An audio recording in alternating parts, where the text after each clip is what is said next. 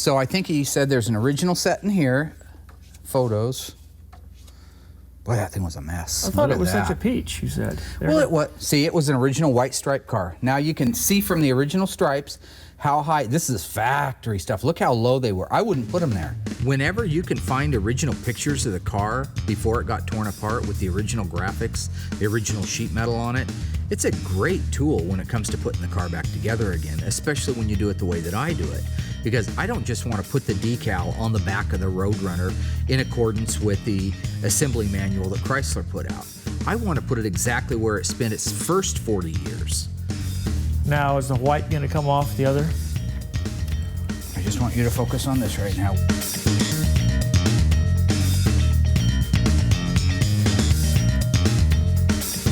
Why am I just find myself closer and closer to the ground? Because inch by inch, you've got me down there. Right there. Wow, that's what my stripes gonna look like on my car, huh? White, purple.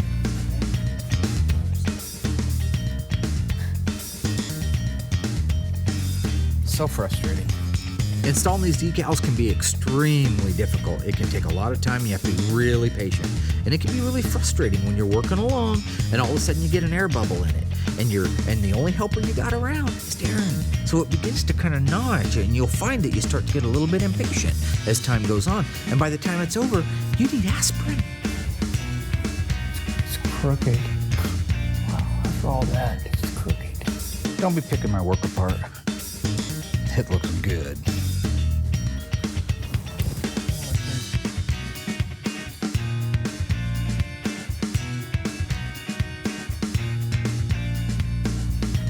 One of the neatest features on the 70 Roadrunner was that reflective tape just above the rear body panel. It adds a lot of character to the car, especially at nights when headlights and things would hit it. It would just basically light up. It looks fantastic. Looks really nice, huh? Wow. Let's call it a day, huh? I'm out.